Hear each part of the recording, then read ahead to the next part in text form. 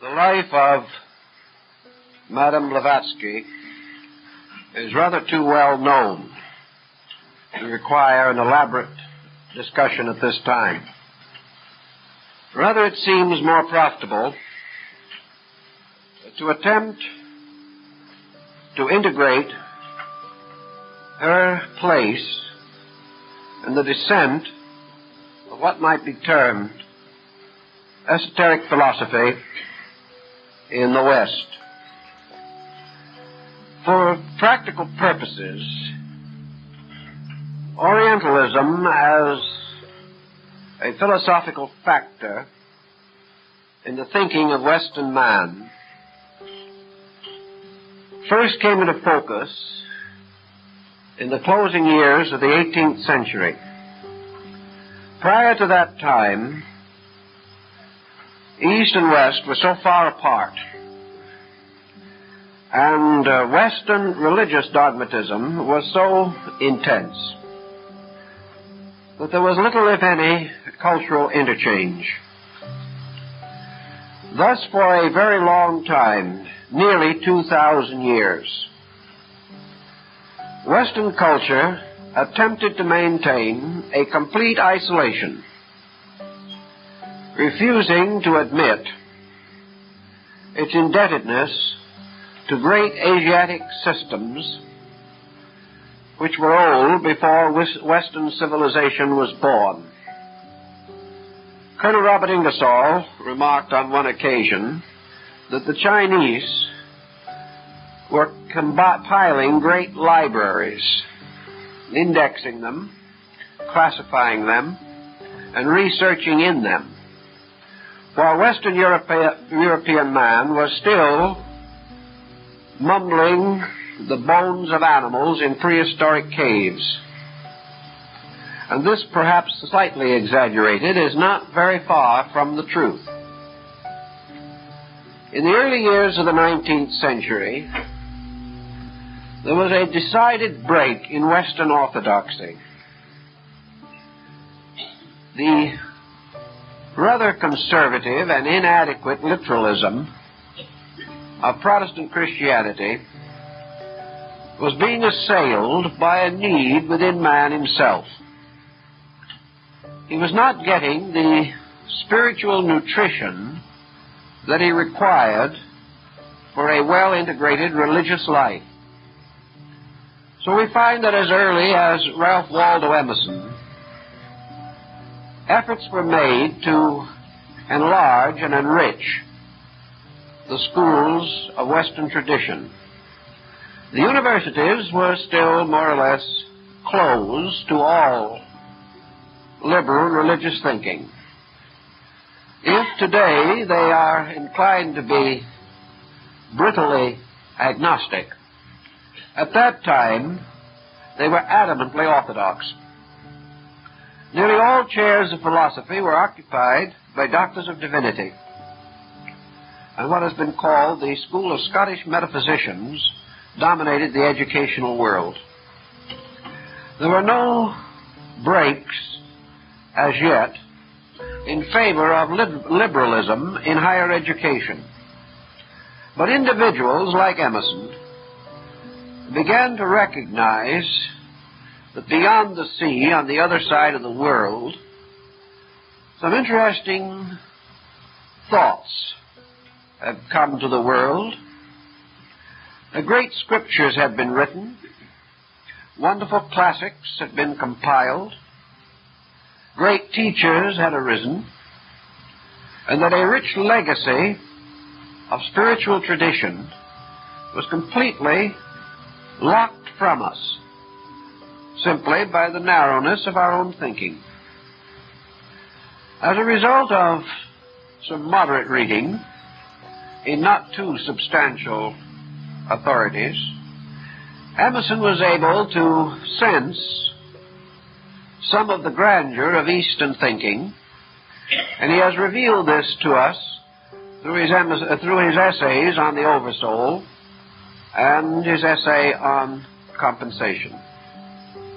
He knew the Bhagavad Gita, one of the greatest mystical books of Asia, He was aware that in this distant area there was a deep, quiet, calm wisdom which might be rather practical and useful in the confusion of the Western world. In any event, let us realize that between about 1825 and 1850, there was a broad rise of mysticism and esotericism and transcendentalism in the eastern part of the United States. And as the time went on, that happened which almost always happens under such conditions. There was an almost frantic searching for more of this unusual information. The result was more or less pathetic. The necessary texts were not available. There were practically no translations from Eastern languages, and very few Western scholars who had any knowledge of Asiatic tongues. There was no break in this wall between East and West, and only an occasional fragment drifted into our Western comprehension.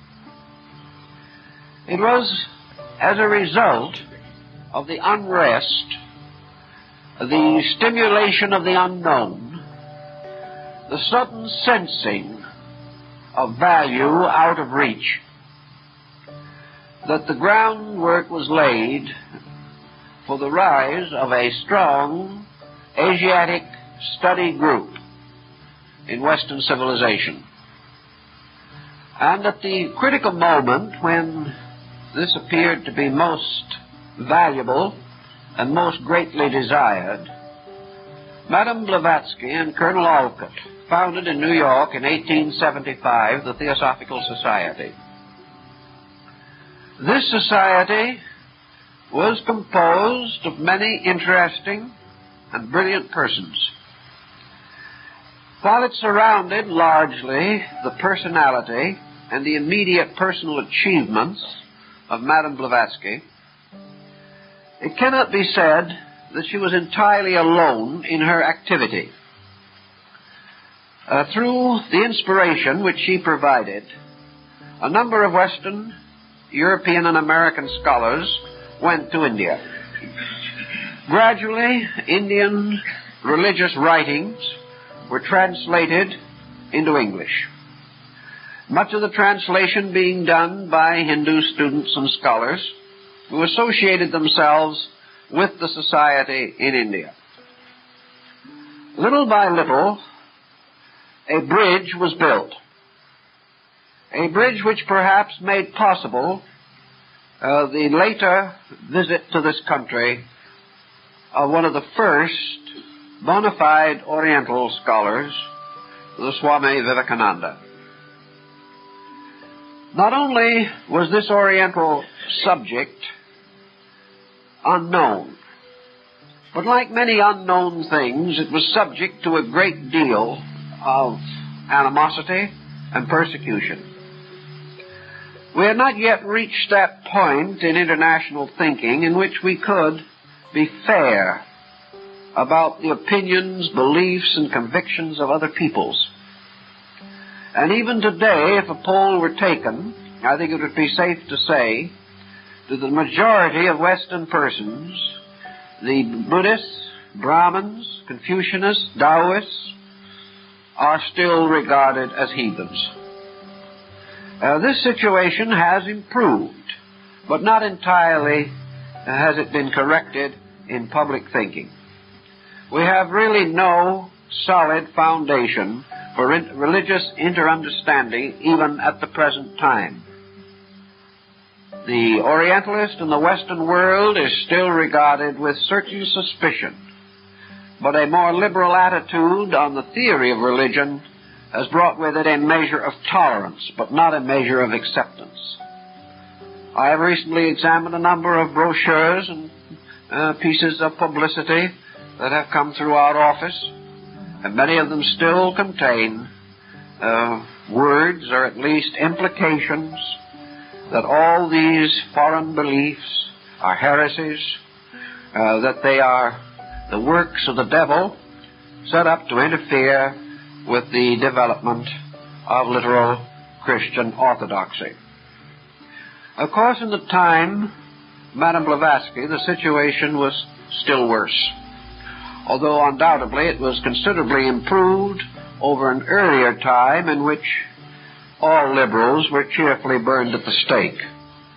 It reached a point where they were merely scandalized and insulted. The original work of H.P. Blavatsky stands more or less unique even within the field of related literature. And as the result of the years which have passed since 1888, when the volumes were first published, we are aware that her own peculiar and particular insight still makes these works unique, remarkable, and valuable. Madame Blavatsky herself was the first to admit that the books which she wrote would prove highly controversial. She frankly acknowledges that the type of proof which the scientific world requires simply was not available. Also, that there was little to be gained by attempting to imply an authority, that it was wiser that the books should be accepted as the works of an individual, that they represented a very careful study of a vast area of ancient tradition, the landmarks not available to the average student, those that are accessible, difficult to find, and that the only possible way in which the material could be verified would be for another person to go through exactly the same procedure that she went through. Needless to say, no such person has arisen since her time. And therefore, from the scientific standpoint, the secret doctrine still remains an enigma. It is a mystery. Yet in the course of years, a great deal has been done to clarify that mystery. Many of the remarks which she made at that time, which were highly controversial, are now generally accepted. Many of the findings which she reported and which amazed her contemporaries now belong to our common knowledge. Thus, perhaps the only answer to a riddle of this kind is time itself, which justifies and validates that which is true. And most of the work of subsequent Oriental scholars has to a great degree supported her findings, not in every instance, but in the majority of cases. Therefore, perhaps, if we go back to 1888, at a time when things were not nearly so liberal or progressive or well organized in knowledge as they seem to be today, we can appreciate the position which she took and the courage which it required to stand out against the rising force of scientific materialism as well as religious orthodoxy. So I'd like to just read a few lines from the original preface of the Secret Doctrine to point out some of the elements with which she was primarily concerned. The aim of this work may be thus stated: to show that nature is not a fortuitous concurrence of atoms, and to assign to man his rightful place in the scheme of the universe, to rescue from degradation the archaic truths which are the basis of all religions, and to uncover to some extent the fundamental unity from which they all spring. Finally, to show that the occult side of nature has never been approached by the science of modern civilization. This, I think, summarizes in the main her springboard or her point of view. This brings us, of course, to the next important step. Having come to such a conclusion, what would it be natural to do about it? Believing this to be true, accepting it as a conviction, it is then necessary to build a strong testimony in favor of the concept that has been advanced. This is perfectly proper literary and scholastic procedure. It is the same premise upon which a thesis must be written. It is that having accepted or established a point of view, it is necessary to defend that point of view skillfully, reasonably, and adequately. And in the defense of a point of view from the standpoint of a thesis, the requirement always is adequate documentation, adequate reference to recognized authority, adequate research in various highly specialized fields, and usually a prerequisite is intimate contact with sources of basic information. A thesis is not prepared merely to summarize knowledge. It must in every case advance some new conviction. It must in every case contribute something to that which is already known. It cannot be merely what you might term a rehash. In order to meet these requirements, therefore, Madame Blavatsky was not required, and would not be required by a modern university today, to prove beyond question every point that she makes. She is required, however, to prove beyond reasonable doubt that her basic assumption is well taken. It was her responsibility then, as a writer of a serious scholastic work, to justify through her own research certain fundamental positions which she held, and to provide an adequate bibliography, an adequate annotated reference frame for her work. Madame Blavatsky did this perhaps more adequately than most highly respected scientific writers. And I think it would be safe to say that today, if this paper was submitted, this work was submitted as a thesis in a major university, it would be accepted. This does not mean that it would be approved as to content. But one point that has been highly controversial for many years in connection with the secret doctrine is no longer valid. Namely, that the work is not adequately presented. It is adequately presented, according to every rule now in force governing such matters.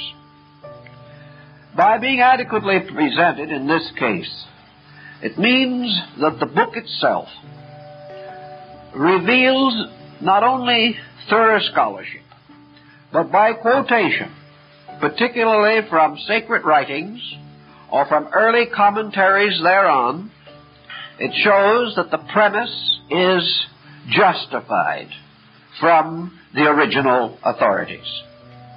Also, the work indicates a large enough personal acquaintance with the areas of thought involved to satisfy even a most critical committee selected to pass upon such a work. Thus, we are in the presence of a work which, though it may be open to intense controversy, is not open to any criticism so far as the methodology of its presentation is concerned.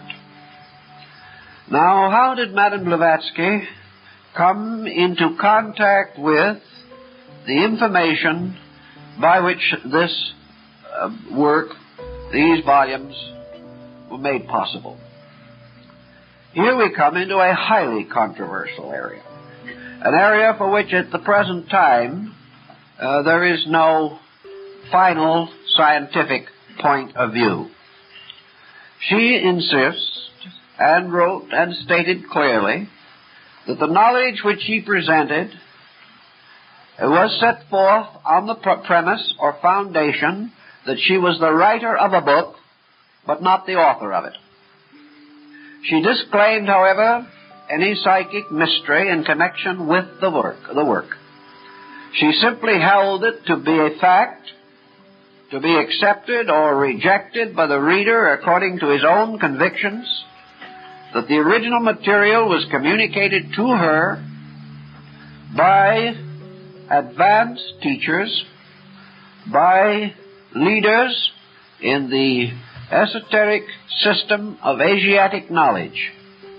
In other words, that this information came directly from initiated members of the secret schools of Eastern philosophy. Now here, of course, we come into a problem that even yet has not been solved to everyone's satisfaction. As yet, it has not been possible to so clearly and definitely identify these teachers that no question whatsoever as to their identity or their existence remains. These teachers were not generally known. They were not generally available to scholars. They did not act as exchange professors in any university. They taught in their own ancient Eastern way. And there is no question on the part of Madame Blavatsky that these teachers were real, that they communicated with her, that they taught her, that she regarded herself as their messenger or representative, and that through their assistance the writings of the Secret Doctrine and other esoteric papers of the Theosophical Society were made possible. In her own descriptions of her life and travels, she is very clear on this particular point. Others have followed in her way. Others have attempted to follow the same path and course that she followed. For the most part, however, these later travelers have not been able to confirm the stories which she told. For a long time it was denied that Madame Blavatsky was ever in Tibet, and she is still not upon the official lists of those known to have reached this country at that time. There is, however, very little doubt that she really was there, inasmuch as some years ago there was published an autographed letter signed by the Panchen Lama of Tashilampu, the second most powerful religious leader in Tibet, to the effect that she had actually been at the monastery of Tashilampu and studied there under his predecessor. This sort of settled this question, which was one of the large questions. Many will still say that the word of the Panchen Lama might be questioned. But if we go on questioning in this way, we can practically write off practically all unusual knowledge. We have to admit that something is reasonable or probable, and that persons of valid character and recognized integrity have to be accepted if no other evidence is available. Wherever it has been possible to check Madame Blavatsky's various travels, excursions, where her various articles in Russian and other publications have been investigated, the facts have usually been demonstrated to be correct as she listed them. Although she lived in a time of rather genteel femininity, Madame Blavatsky was by no means simply a titled Russian lady. She was one of those unusual persons who defy convention and tradition. She did not sit in some pleasant villa in the Riviera and write. She had an intensely interesting, dangerous, tempestuous, and eventful life. She did almost everything the genteel ladies did not do in the 19th century.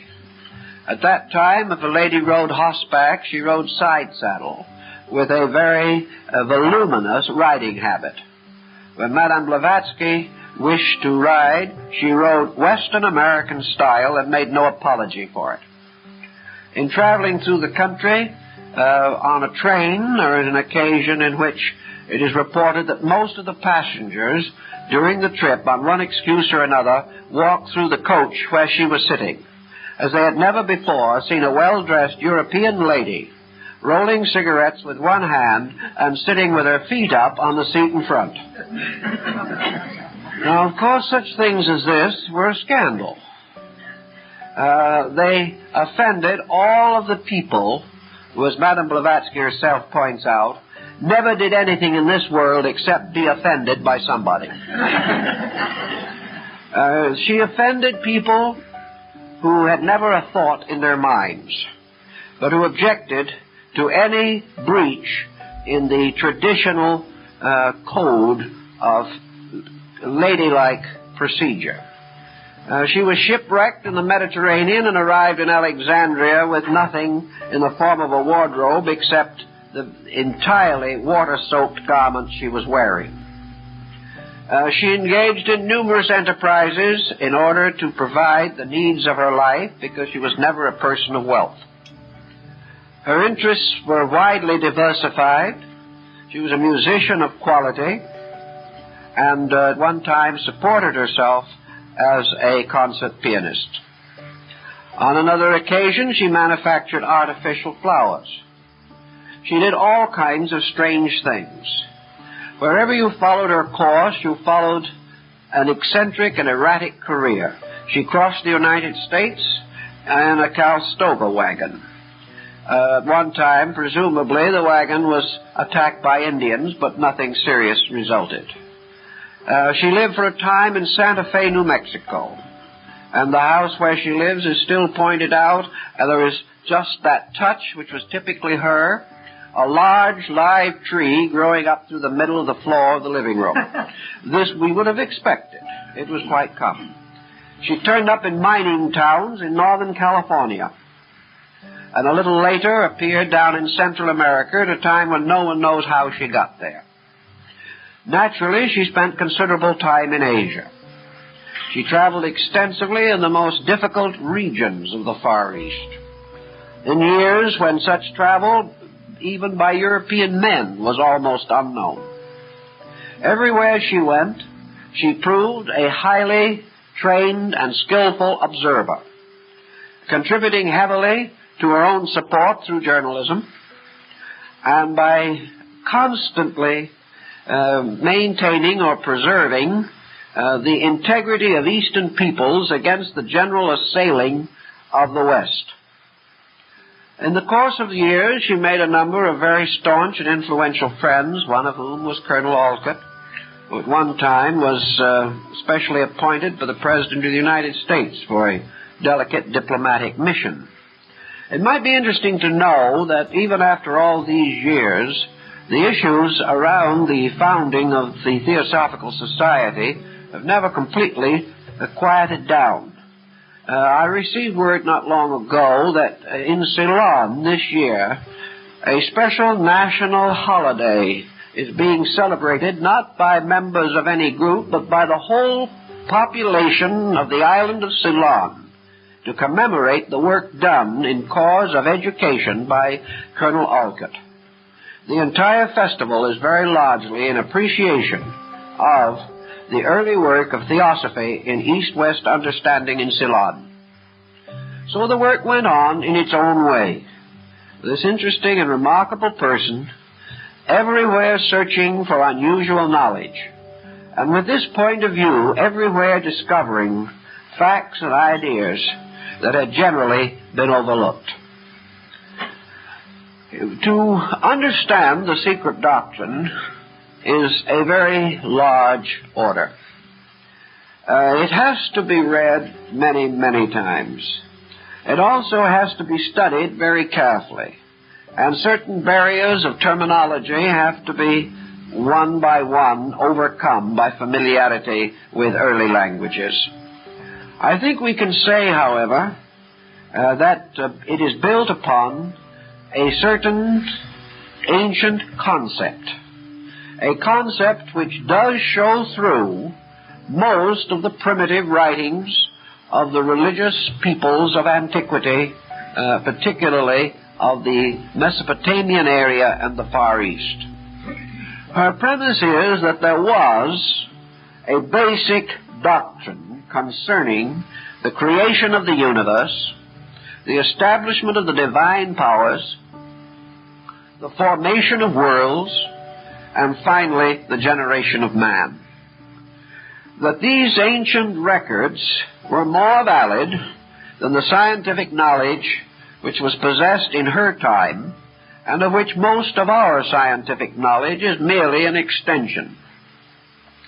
In other words, there is an exoteric doctrine that has arisen from the observation of the externals of things. And there is an esoteric doctrine which has been perpetuated through the contemplation of the eternal and internal forces operating in the universe. We are beginning to take cognizance of this. We are beginning to realize that somewhere in the background of man's consciousness experience there was a general archetypal pattern. Man has within himself certain instinctive knowledge which he cannot always clearly express, a knowledge which perhaps is not even available to him for the most part, but a simple subjective realization of value, and that somewhere in the root of his own consciousness is a mathematical formula, the formula which explains his own existence. That what we might term the search for knowledge is finally man searching for the key to unlock his own internal record of eternal fact. That at various times individuals have to some measure or degree unlocked this inner storehouse cannot be denied. That great systems of thought were established in ancient times that were valid is beginning to appear more reasonable to us. And Madame Blavatsky's position was a very simple one, that what we call essential knowledge has always been known, has always existed, and always will.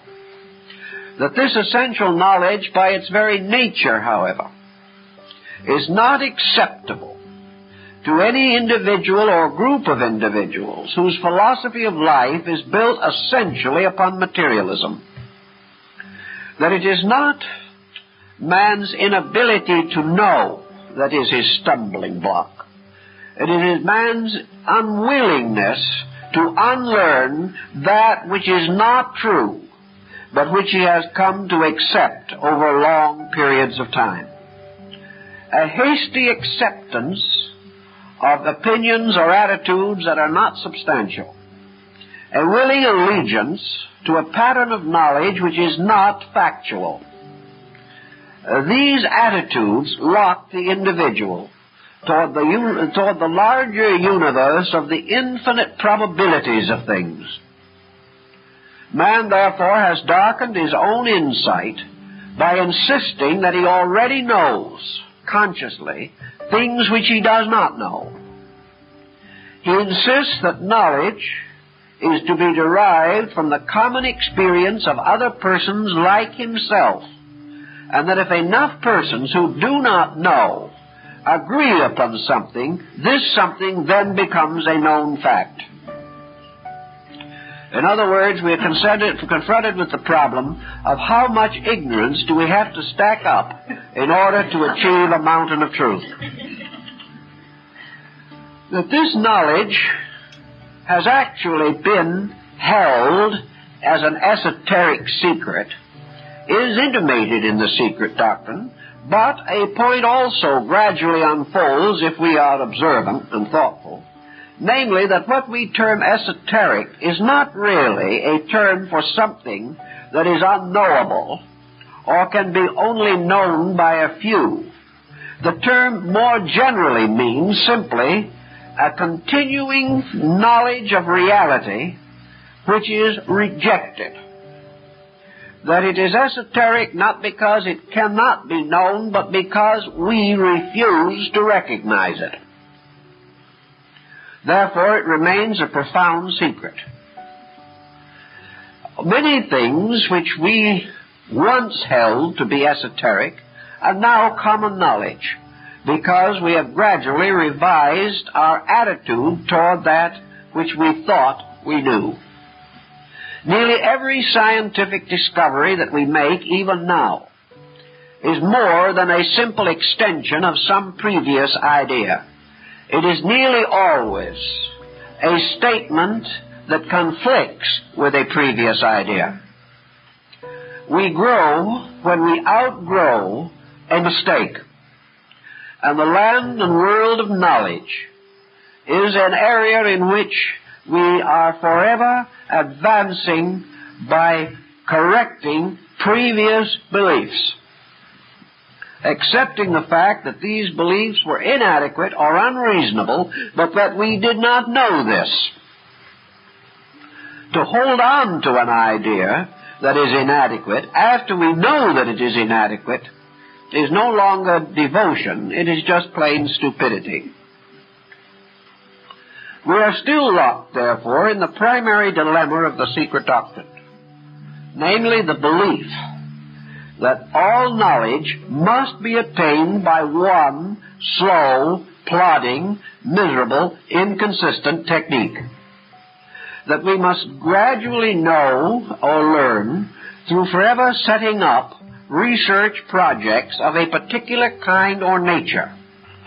That we must learn and know by pounding upon the outside and surfaces of things, rather than to recognize that while research projects are useful and very helpful, their success is determined largely by the point of view upon which they are built.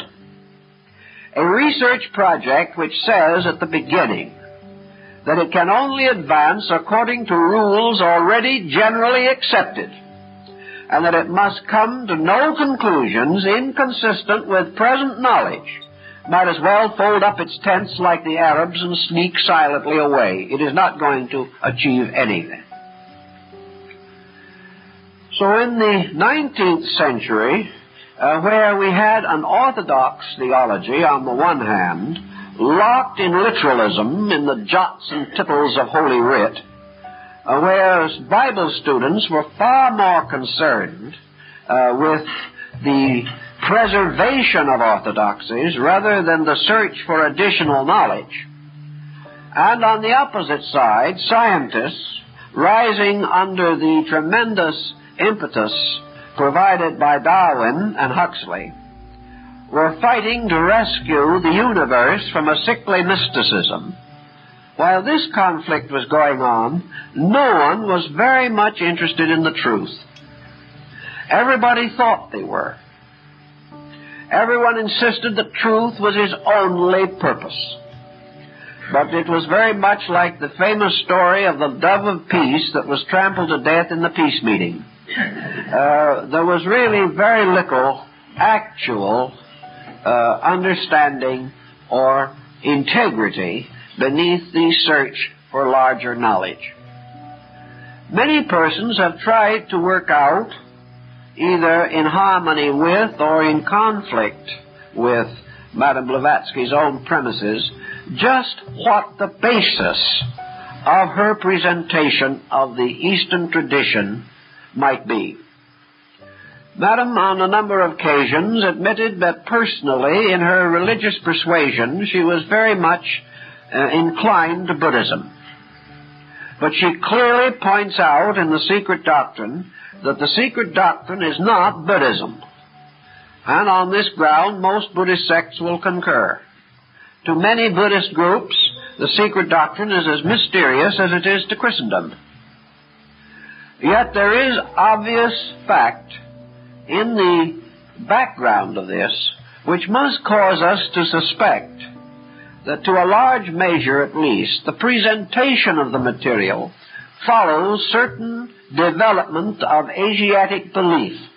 Whatever might be Madame's essential allegiances, when in the presentation of her material. She gropes for terms, or attempts to find fortuitous analogies.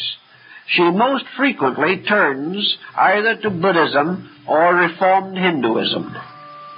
We very seldom find her searching for her terms outside of this area. Also, her tendency is to bring other forms of knowledge, Chinese, Chaldean, Egyptian, Greek, into this pattern, drawing them toward this central focus. In this, there is an interesting and rather valid structure of doctrine which does arise from Buddhism.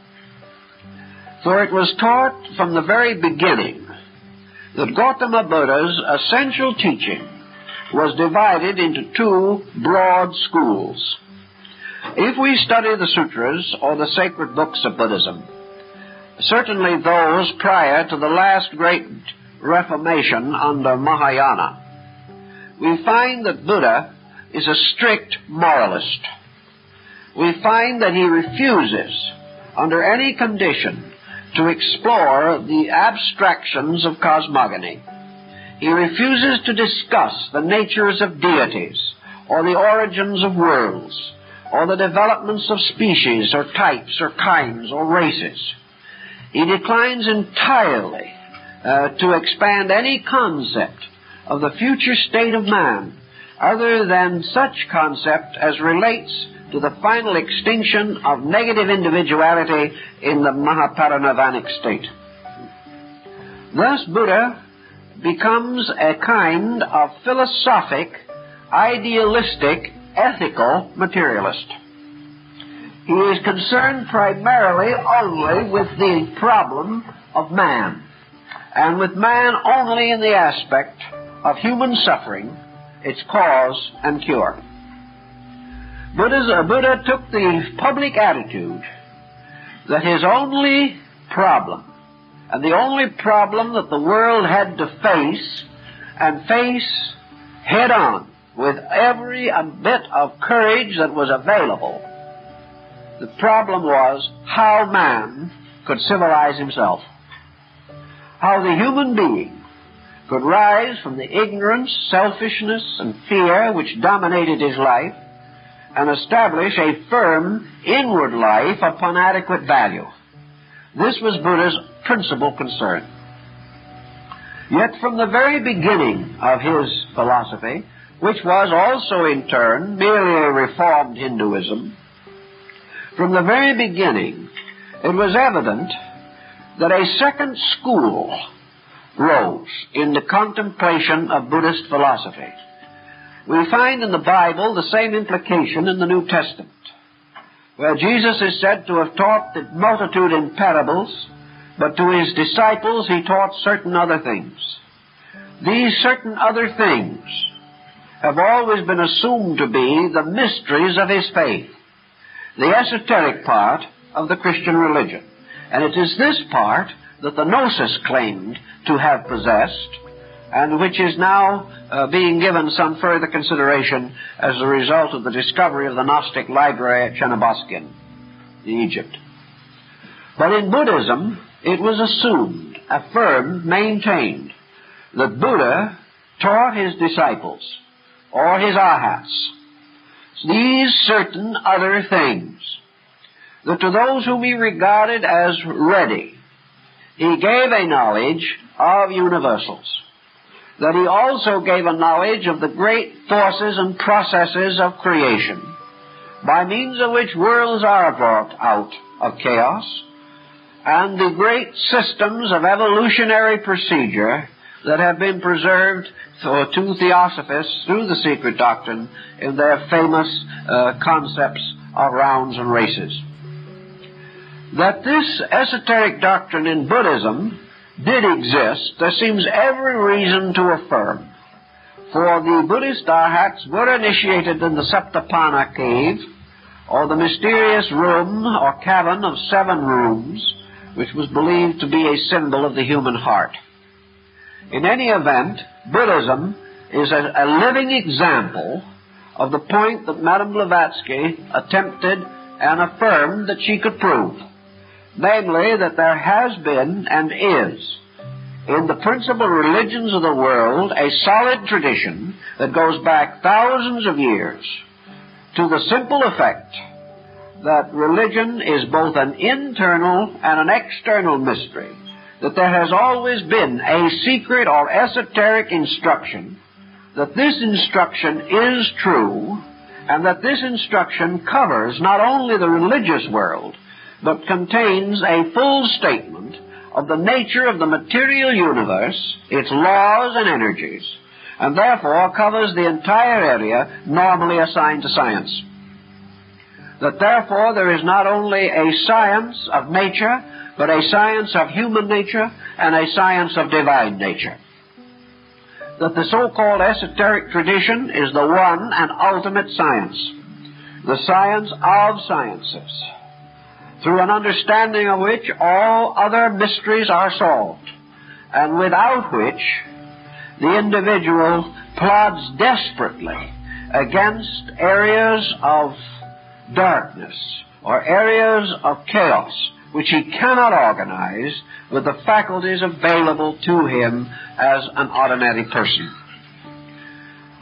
The secret doctrine then goes on to point out another situation which has been a subject of controversy since the dawn of human thought, namely that the final solution to the mystery of knowledge lies in the disciplining and cultivating of a gamut of extrasensory perception, that the faculties that we presently possess are not adequate for our understanding of the causal universe, that although we may be able to extend our domain throughout the surface of nature, that we may be able to travel to other planets, that we may force our conquests into space itself, that man's present group of faculties limits him, binds him, holds him strictly to a certain condition of the universe which is called matter.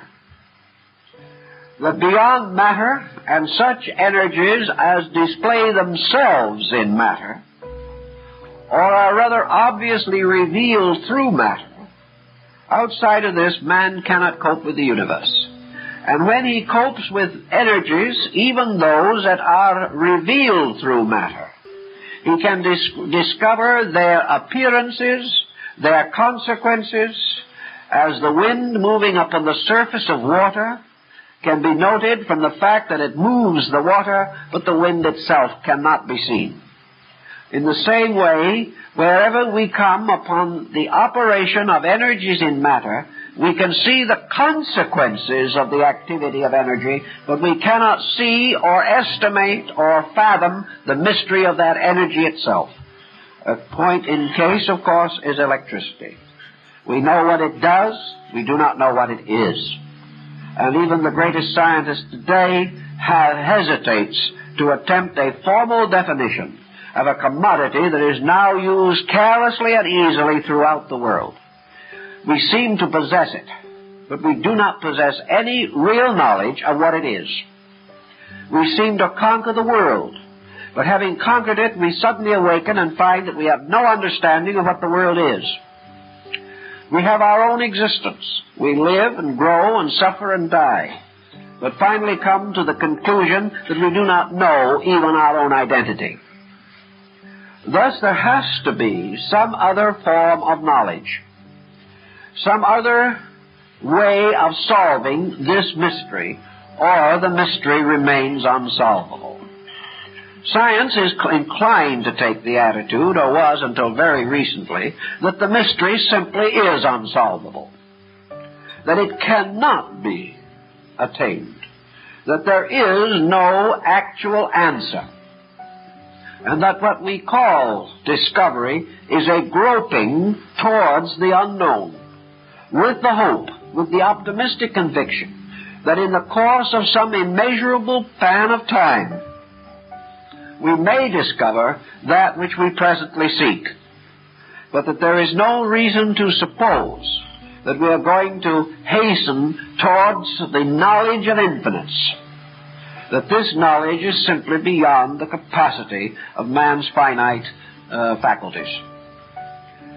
On the basis of the esoteric tradition, Madame Blavatsky affirms that the answer lies in the cultivation of faculties latent in man, that these faculties have always been known, that arts and sciences for their cultivation have always been known, but that the secrets of these arts or mysteries have not been generally communicated, for the reason that they constitute not only the most advanced possible form of knowledge, but to the measure the most dangerous of all forms of knowledge, for they bestow upon the possessor of them all of the power and authority and influence which absolute knowledge can confer. And that in order that such knowledge should be made available, it is first necessary that the aspirant to such knowledge should demonstrate conclusively that they are beyond and above the abuse of what they know. This was the burden of the Greek mysteries, and Madame Blavatsky does not hesitate to point this out. This also, in its restoration, as the Platonic philosophy of England in the 19th century, was restated by Thomas Taylor, the one translator of the Greeks who really had insight into the meaning of these ancient rites and ceremonies.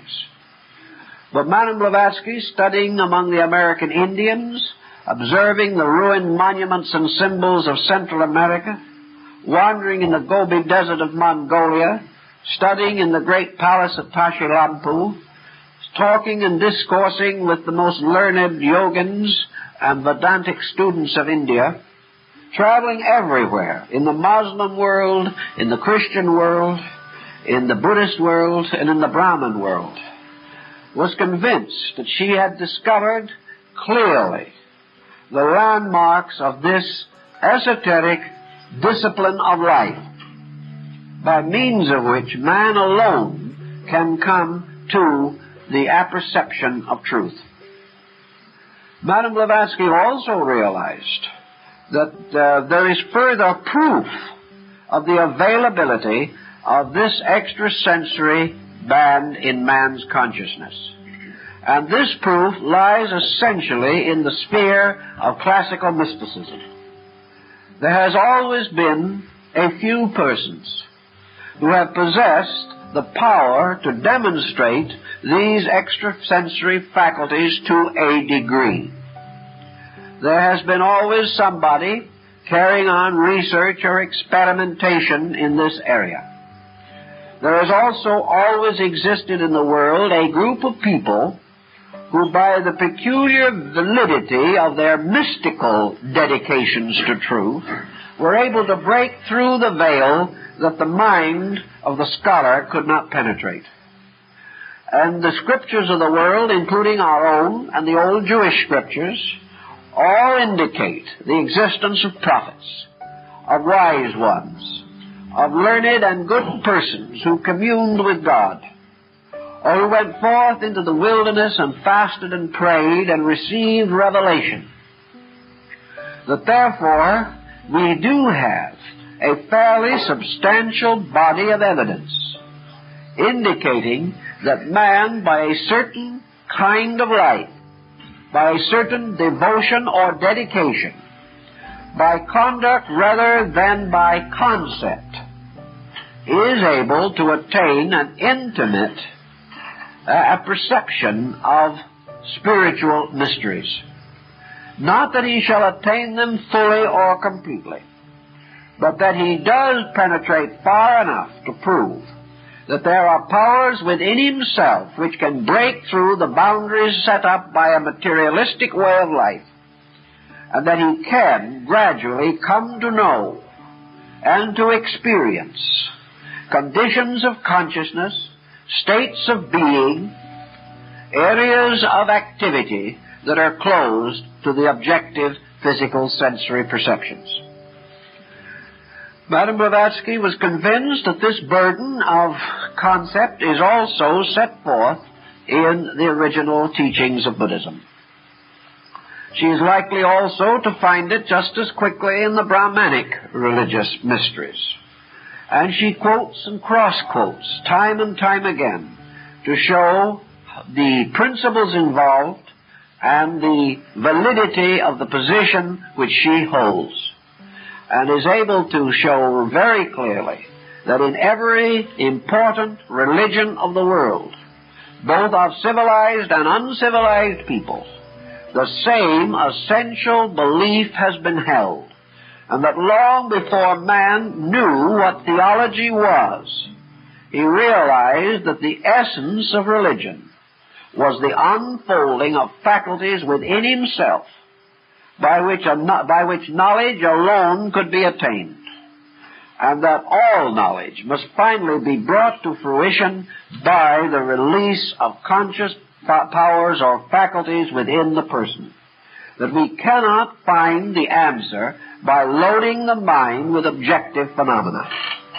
That we can advance sciences, certainly, but these sciences advance on levels. They do not lead us to the next superior thing. They lead us only like the will-o'-the-wisp into some infinite, diverse area of speculation.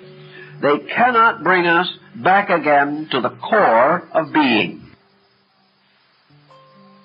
In the early centuries, immediately prior, or perhaps at about the time of the Christian era, there was a great resurgence of mysticism in Asia. And this revival centered largely around what we term today Mahayana Buddhism. By this revival, the entire doctrine of Buddha was opened up from within itself, as though a great bud of light suddenly expanded. Prior to that time, the external parts of the flower only were visible. But suddenly, it seemed that the internal heart was made obvious to the believer. A great system of Buddhistic metaphysics was loosed in Asia. A system which was intended to revive and restore that part of the instruction of Buddha which was given privately to his arhats. We know that there was a similar resurgence of mysticism in Islam, following a few centuries after the passing of the Prophet Muhammad. We know desperately and definitely that there was a powerful trend towards mysticism in Christianity, but that this expansion in the Christian faith was to a measure aborted, because the tendency of mysticism was blocked and frustrated by the rise of the Inquisition. As it was, however, some mysticism did break through, and we have evidence of it in the peculiar devotional life of certain early Christian saints. We also know that this mysticism broke through Judaism, particularly about the beginning of the Christian era, when the rise of Kabbalistic speculation began. And the Orthodox Jewish law was suddenly unfolded from within itself by a radiance such as that cast by the Book of the Splendors, the Sefer HaZohar. So in India, in China, in Burma, Ceylon, Japan, and Korea, these unfoldings were rather carefully noted. This unfolding also had some certain historical locational factors. Tibet was long associated with a strongly esoteric Buddhism. It seemed as though this remote area, almost out of contact with the rest of the world, and living very largely in a highly contemplative state, a state perhaps even exhilarated by the high altitudes and by the nature of the land in which these people lived. In any event, in the Buddhism of Tibet, or Lamism, there seemed to be a peculiar descent of this esoteric tradition, less veiled, less completely hidden than in the Buddhism of Ceylon or of Burma, or of China. These monasteries upon the high peaks of the Himalayas, mystics studied the ancient scriptures, wrote commentaries upon them, and also carefully preserved the books that had come into their possession when Buddhism in India was overrun by Hinduism, and the Buddhist sects had to escape from the land of the beginning of their faith. These escaping arhats, or departing believers, took with them the ancient books, and many did move into the north area, escaping northward into the great mountain country, which was religiously held in the highest veneration by members of nearly all Eastern religions. And here in Tibet and in Nepal and Bhutan and in some other remote regions, libraries were built. The old works were protected. New copies were made of them. And very early and choice manuscripts were preserved as sacred objects, almost too precious even to be touched by human hands. Thus, it is, according to Madame Blavatsky, she was able to discover the primitive texts which were to be the basis of her commentaries on the great stanzas of meditation. Here were the archetypal records of the primitive belief of religious man in Asia. Here were statements probably in themselves rather crudely given, but causing themselves to be almost immediately clothed in the most magnificent thoughts of the person who was able to decode the ancient symbols. Madame Blavatsky describes how these actual manuscripts were. That they consisted principally of designs, figures, and emblems, each of which, however, became part of an important sacred text when it was possible for the consciousness of the reader to fill in that which was not only between the lines, but wrapped within the mysterious artistry of the originals. This type of writing, this type of symbolism, was part of Asia's way of doing things. It has never greatly altered, and in most of the libraries and museums of India and Burma today, similar writings can be seen. I've seen many magnificent scrolls and rolls in the libraries of Rajputana and other areas of central India, in which these same ancient truths are handed down from generation to generation, almost unread, seldom considered, but carefully preserved for some better time that lies ahead. This whole pattern makes sense in India. It doesn't make much sense to us. It would have made more sense to the Greeks and Latins. But after we began to fragment knowledge, after we began to break it up into schools and systems, and after the rise of humanism, which caused us to turn with infinite fascination to the physical phenomena of existence, these old, musty, forgotten records just didn't mean anything. We were so certain that the little that we knew was enough. We were so tremendously concerned with a small discovery that we forgot that the great mysteries of life flowed on unsolved. We were so proud of what little we did know that we forgot to be humble in the presence of the infinite expanse of the knowable, which we had not even touched. Now, in India and through this whole area, there was for a long time a mysterious school of the Parashakra, the school that is supposed to have been revealed by Narayana in the Iron Tower. This school also mingled its streams with another very ancient Eastern transcendentalism called Tantra. And out of the minglings of these different systems came a magic that little by little degraded into a sorcery. But the great mysteries of the Parashakra, or the Wheel of Time, were in themselves valid. And out of these mysteries came most of the secrets of yoga, most of the ancient magical arts for the unfoldment of the locked potentials of human consciousness.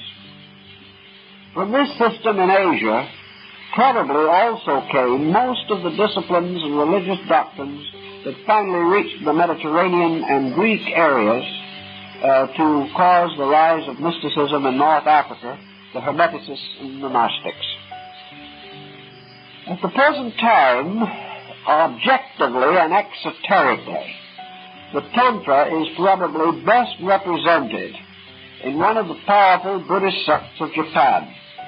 That sect is the Shingon, or the Shingon-shu. This is called today by the same name as that which was given many years ago to the book by Mr. Sinnett, a theosophist who studied with Madame Blavatsky. He published a book called Esoteric Buddhism. When you ask in the Orient today, particularly in Japan or China, what is esoteric Buddhism, they will point to the equivalent of what in Japan is the Shingon-shu, or the mysterious sect that was founded by the great Japanese transcendentalist Kobo-daishu.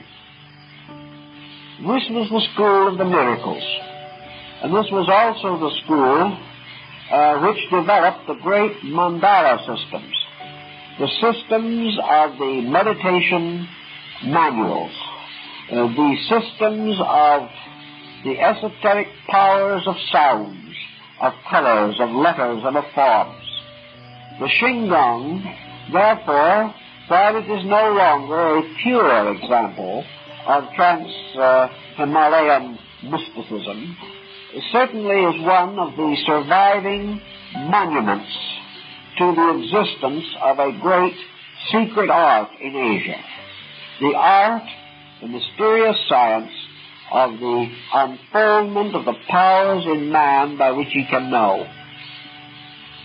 Madame Blavatsky, in her own writings, except in the case of the esoteric instructions to her disciples and personal students, does not go too greatly or too deeply into what we would term today the Shingon-shu or the Zen-shu systems of thought.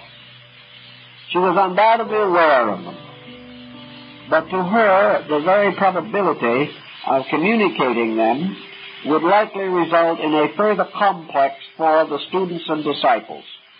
She realized that on the one hand, these sects had already passed through certain deterioration in Asia, such as had marked the descent and gradual decline of Taoism, and that furthermore they represented concepts and attitudes utterly beyond the comprehension of the average Western person of the 19th century. So she was content to point out that through the contemplation of the systems of the higher Tantra, it had been possible for the arhats, adepts, and lohams of the system to gradually restore the story of the universe and the story of man. That this knowledge essentially came not from ordinary books, not from ordinary communication with other persons, but through inward meditation, through the gradual strengthening of the resources of the person to the inner contemplation of the mysteries of universal procedure. If these disciplines were accurately followed, if the individual's interior faculties were properly opened, they were just as reliable in their own world as our ordinary sense perceptions are in the material world, and probably much more reliable. Very few people question what they see with their physical eyes. Nor is there any greater reason to question that which the individual can see if the eye of the Dhamma or the eye of the disciple is opened. Therefore, there is an eye which sees into the causes of things, just as surely as there are two eyes by means of which we see into the world of effects around us, these two eyes making possible a certain stereoscopic dimensionalism in the things we see. As the inner eye sees not in terms of dimension, but in terms of quality, it is not necessary that it be doubled. But just as surely As man sees with this single eye, his body is filled with light. So the eye of the disciple or the student, if it can be internally opened, reveals to him the universe of causes.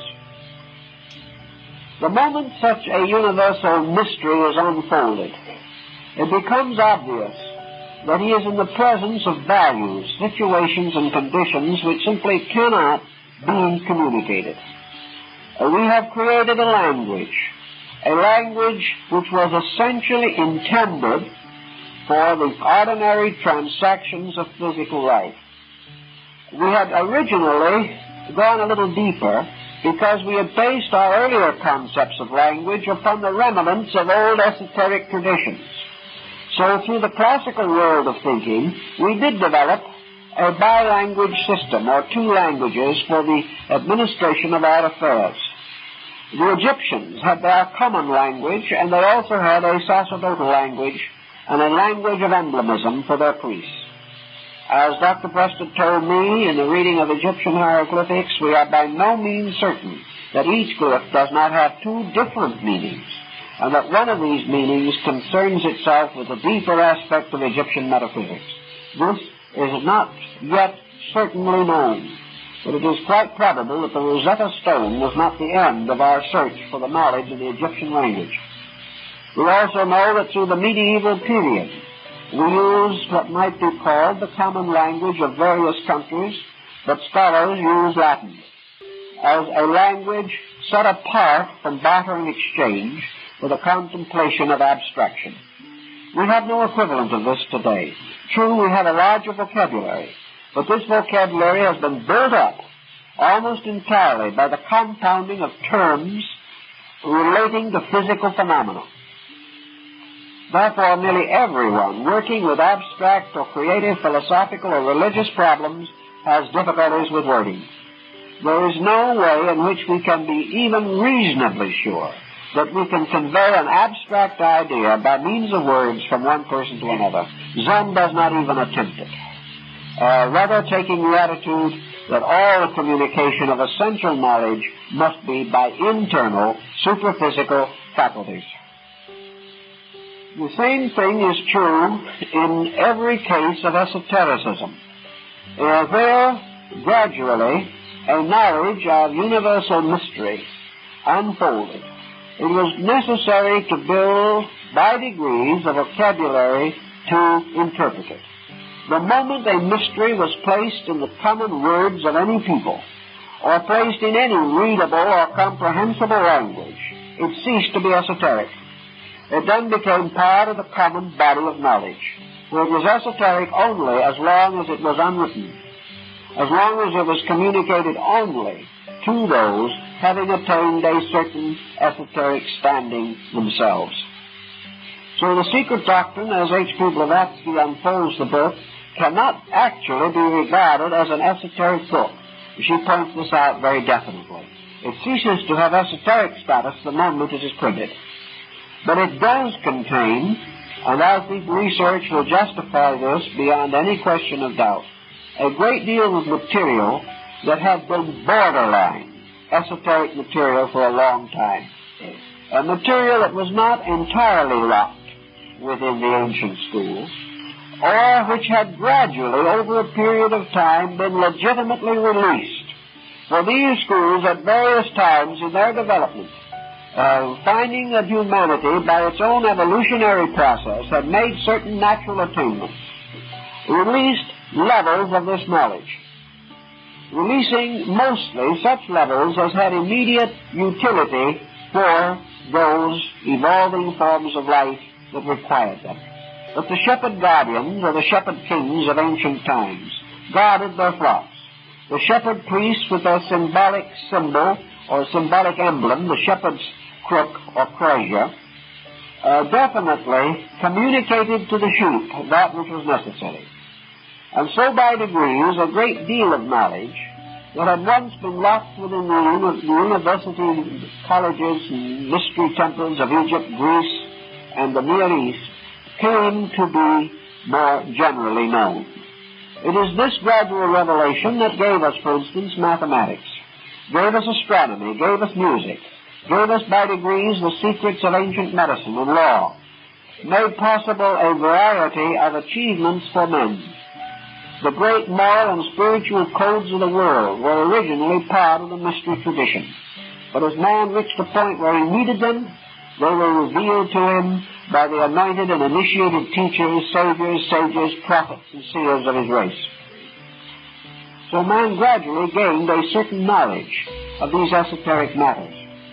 According to Madame Blavatsky, the time came in the closing years of the 19th century when the tremendous advancement of material science, when a new kind of world coming into existence, built upon, unfortunately, an almost adamantine materialism, required certain further directives.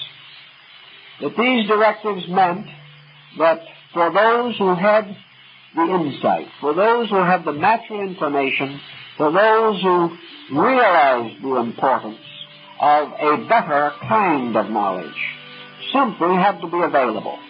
Man will never cry out to heaven for guidance sincerely without receiving guidance. Man never will be confused over knowledge if he is sincerely willing to accept ideas that are better than those of his time. But it is essential always that the gate of the sheepfold, as the temple of initiation was anciently called, should always be open. That there should always be more knowledge than man normally uses, so that in his emergency the individual can always find something better if he will seek where it is. To act then is a tremendous counterbalancing force, not for the majority, but for those who were dedicated to a higher concept of life. The adepts of the Eastern tradition resolved to make a revelation of knowledge, making it one of the most astute, interesting, and incomprehensible Zen-like ways that you can possibly imagine. And here is again where the secret doctrine has a very valuable psychological pattern to point out. It is always possible to assume that a great teacher, a great Mahatma, priest, a great initiate, could appear in the world in proper person with all necessary credentials and be able to prove his reality, his integrity, and his validity beyond question. It is perfectly conceivable that such a person could arise, that this person could perform before any group of persons evidences of superphysical attainments, could reveal forms of knowledge and insight that simply could not be refuted. That in the presence of the greatest skeptics, this type of person could prove conclusively the reality of esoteric powers and faculties over material obscuration. It is conceivable that this could happen, that such an adept could raise the dead, could cause any phenomena that he wanted, could force extensions of consciousness upon the benighted minds of other people, that by degrees the authority, power, and dominion of such a person could be so absolute, and his power of self-protection so complete, that he might even theoretically become ruler of the world if he so desired. Nothing could oppose him, no secret could be kept from him, no resistance offered by others could touch him. Therefore, he would stand immovable. But this very circumstance in itself, did it occur, would be absolutely fatal to the entire development of the human being. Because man, by his own nature, by his own needs, must grow to certainty.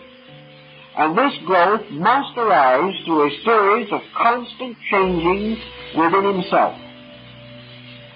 It would be 1,000 times more detrimental for anyone to meddle with the trial and error patterns of human procedure than it would be for a parent to attempt to dominate a child after that child is old enough to take care of himself.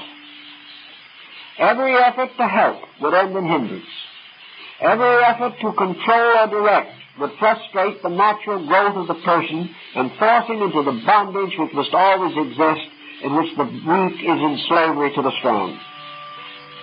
Also, the most important point of all would be that the development of the human faculties, which must develop sequentially, would be disturbed if for any reason a sudden enlightenment struck the individual by whose nature such an enlightenment was not justified.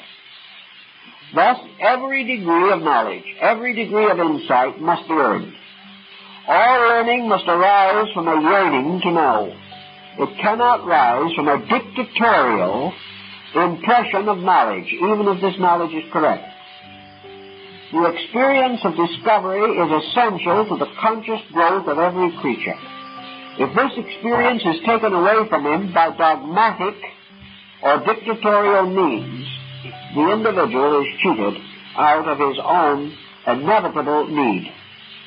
Thus, it would be no part of the esoteric school to attempt to save man from himself, or to force a state of grace upon a creature whose own conduct did not justify it, or whose own incentives did not voluntarily lead him to it. So there could be no such a dogmatic dispensation set up. It was by no means time for the 10th avatar to appear surrounded by glory. Because even if this resulted in immediate world peace, the purpose of evolution would be frustrated. Because the purpose of evolution is that it shall end in peace, but that this peace shall arise from the unfolding consciousness of the individual and not from dictatorial legislations by arbitrary powers. So in the presentation of the material in the secret doctrine, there could be no essential emphasis upon authority. The book was released to the world through the work of a person as thorough as any other person, as subject to curious moods and eccentricities, as controversial, and in some ways as inconsistent as anybody else. It was a work which could be rejected with enthusiasm by any individual who wanted to pick it apart. It was a work which could be utterly meaningless to the person who did not want to understand it. It also could be utterly meaningless to an individual who was not interested enough to find out what it meant. It brought no salvation or enlightenment to anyone on a platter. It gave no assurance of anything. It was simply set up as a point of inquiry. It stood there to intrigue those who were already willing and inclined to be intrigued. It could also lead the scholar to a further examination of things that he already wanted to know. Or it could cause him to declare that it was the greatest monument of superstition in modern times and cast it in the wastebasket. This was exactly what was intended. It could not be dogmatic. It was not a revelation and was never meant to be a revelation. It was, however, another availability, something that the individual might turn to, might find intriguing, and might for him summarize the long course of knowledge which he had already followed, and give him certain incentives to investigate further into the unconditioned worlds that lay ahead. Actually, the structure of the secret doctrine is divided into two essential parts, of which the first is properly termed cosmological. It has to do with the cosmogenesis, or the formation of the universe out of its own roots. In this concept is set forth practically all that is available in the wisdom of both East and West.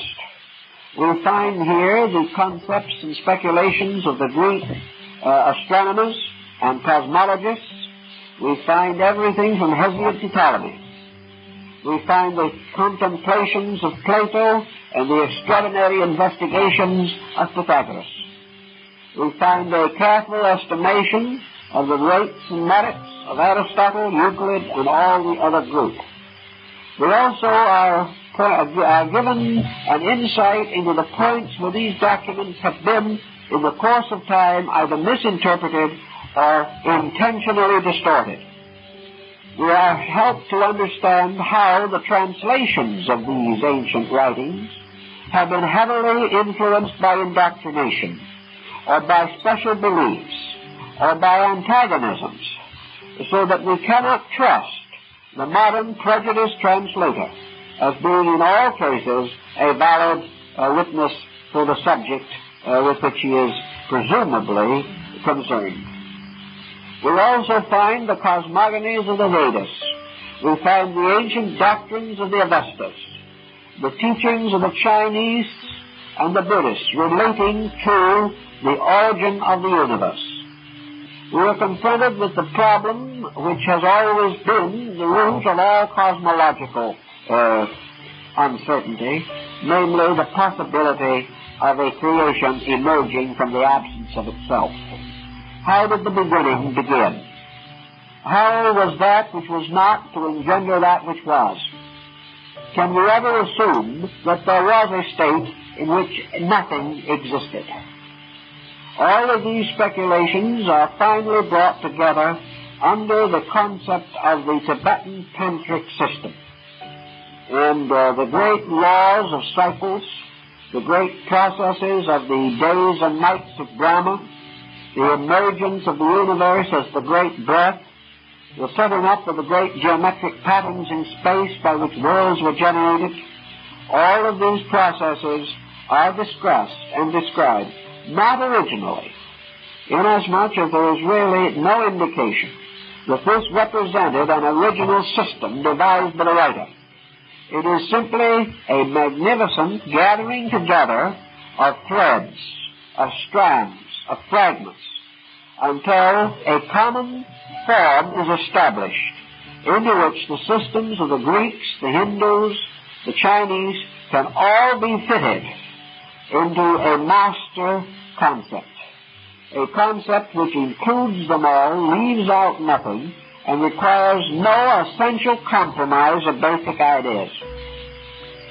Out of this entire concept comes this tremendous pattern of the living universe, of a universe extending far beyond anything that we can conceive, a universe of systems upon systems, all of them essentially great units of consciousness, and that from the basic consciousness of each of these units, vast systems of creation emerge. These systems always within the consciousness which created them. And within all these patterns, the infinite divergence of individuality within unity. Much of this pattern is based upon the great Sephirotic tree of the Kabbalah. It is also the great tree of the Vedic mysteries. And we have the same concept arising in Mahayana Buddhism, in the scriptures which have to deal with the establishment of the Buddhas in all of the great directions of space. The whole theory is defined and developed in the concept of a world compendium of cosmological doctrine. And of course the important point that arises from it is that all of the different systems will fit into this one pattern. That therefore there is much evidence that there was originally one system. That this one system was divided not in meaning but in term, or gradually fragmented through interpretation and the gradual descent of ideas through orders of persons not capable of fully understanding them, until difference arises as a human error, not as an inconsistency in essential principles. Out of this tremendous cosmogony of things emerges esoteric anthropology, the emergence of man, his development in nature, the great question that science is still ponderating and will probably ponder for some time, namely the relationship between the person and his body. That the Darwinian theory or the Mendelian law might apply to the body of man, no one seriously questions. But whether this pattern is applicable to the consciousness of man is another and far more serious doubt. In the esoteric tradition, therefore, man emerges as a principle to be embodied. He represents a universal fragment or flame from infinite life, containing within himself the infinite potential of the absolute unfoldment of the total universe within himself. He is therefore seminal, as the oracles of Zoroaster called it. He is a seed from which all creation can ultimately be born. This seed, enveloped in matter, sowed in the dark earth of substance, is finally limited in body. The great story of anthropology is therefore the involution of man, which is the descent of consciousness into form, and the gradual obscuration of consciousness by form. Finally, evolution, or the gradual restoration of consciousness from form. Evolution being essentially at this time a twofold procedure. Here a procedure based upon the long, unfolding path of future growth, by which over a vast period of time, man will gradually collect the fragments of his own consciousness within his own personality, unite them, bring them into harmony, and gradually create an abstract vehicle or Vaham for the expression of that consciousness, rather than the concrete mind that he now uses. The second way, according to the esoteric tradition, is that the individual shall achieve evolution or the release of consciousness from matter by the disciplines of the esoteric schools. These esoteric disciplines constituting the meditative and contemplative disciplines of the Kala Chakra, or the great school of the turning of the wheel of time. The turning of the wheel in this case simply represents the reverse motion, or the reversal of that motion by means of which man has been drawn into a state of materiality.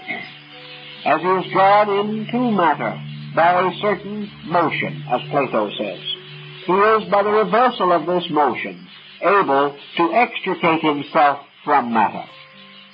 This discussion and the problems involved in it constitute the natural development of anthropology, which moves gradually from the consideration of man as the anthropos, or the being, the person, to the development of man as anthropos, son of anthropos, in the Gnostic system, namely the emergence of the psychic man, the man of mystery, the invisible man, the man of crystalline glass of ancient alchemy. Therefore, out of the mystery of matter rises the mystery of man as a psychic being. By psychic in this case, we do not mean psychic in the sense of possessing psychic powers, but rather as the psychological psyche, the soul man. And the point of importance being that man will ultimately move his center of function, his center of awareness, or his center of polarization from the physical focus to the psychic focus. When he does this, he will find that he is living in a new world. He will find that gradually the old world will fade away, as the ancient forces perished in the void according to the Zohar. Man, therefore, does not dissolve a world, but the world seems to dissolve itself. The individual does not depart, apparently, into some other place. He stays and the world leaves him. Actually, however, the entire release of the psychic entity is a conscious living achievement of that which for most persons is possible only in the transition of death. Therefore, the prophets of old are said to have been taken to God without death, because actually and esoterically, the ritual of initiation and the ritual of the death ceremonies were regarded as equally symbolic of the same psychic procedure in man. Thus, the release of man from body is a resurrection, a birth anew into a psychic existence, an existence in which soul power dominates all other considerations. The achievement of this is possible, according to the Kala Chakra, only to the Arhat, or the adept. only to the initiate of the mysteries. And this way of initiation is not open to the inquirer. There is no way in which, at this time, these teachers can be reached or communicated with by those other than the ones they themselves choose. The problem of choice, therefore, rests with a force or faculty beyond us. And the individual can only rely upon the development of his own integrity as a means of gradually coming in contact with these processes. The reason for this, again, is perfectly obvious. That under the present existing materialism, while our psychic code is what it is, while our moral levels are what they are, while our sense of ethics remains in its comparatively undeveloped state, any possibility of the extension of our faculties or the increase of knowledge would only further hazard the survival of our species. There could be no possible way to prevent the abuse of force unless the force was guarded in its own way by the only guardian that can protect force, and that is the absolute integrity of the individual. Therefore, until the person is above misuse, he will never be able to secure the power which he can misuse. What he might commonly regard today as the accidental attainment of a transcendent or transcendental power merely means that perhaps from one of many possible causes there may be flashes of insight, or there may be temporary contacts with transcendental factors. But these are not dangerous for the most part unless they are violently misunderstood. They are not dangerous because the individual cannot control them. Even though he has the experience, he cannot repeat it. Even though he sees something, he cannot systematize what he has seen, nor can he interpret it correctly. Therefore, if there is a physiological or psychological experience, the individual is still protected. He is protected by the fact that the experience may reveal to him some meaning, some value greatly to be desired, some hope of future growth greatly to be longed for. But it does not provide him in any instance with the machinery by means of which he can control it. This machinery belongs only to the deepest aspects of the various Tantra or of the Kalachakra school. It belongs to disciplines and ways of life which have to be lived. And the individual who is not able to live them cannot endanger himself except by delusion. He can imagine things that are not so and greatly injure his own life. That is why so much of this material and all of the actual keys to it, even in Asia today, where there are schools working with it, are held in secret. Because the proof of man's inability to handle knowledge has come merely in this physical world. What we have done in the field of electronics is obvious evidence that we cannot be entrusted with the thunderbolts of Zeus. We cannot be entrusted with powers over energies 1,000,000 times more splendid than any atomic fission or electronic process we know today. We cannot be trusted. But nature also knows that when we get toward the world of causation, behind which lies the secret doctrine, this bridge between the objective and the subjective in our own consciousness is guarded. It is guarded by a mutable natural law that we can do absolutely nothing about. And if we would cross this bridge, we must be like the Egyptian entering the wonderful fabled lands of Amentet. We must have the right word to the keeper of the gate. We must be able to answer the right questions, and we must answer them correctly. We must have received that degree of knowledge which enables us to make this transition. Otherwise, we could not be trusted very far or very long. But nature is not locking man away from something that he deserves, for the simple reason that the whole process of nature is accomplishing this end. Every living thing, according to the esoteric school, is equally moving toward salvation. There are no lost souls There is no individual who deserves better than he gets. There is no person who is all ready for knowledge and no one has noticed it. The fact of the matter is, all these processes occur within the individual. And it is only through himself that he can enter the magic world of the esoteric tradition. Now, there is much more that can be said about the subject, but that's about all we can do in the time we have. And I think that is perhaps the great lesson that is left within the story of the secret doctrine. And thank you very kindly, and we'll see you again one of these days.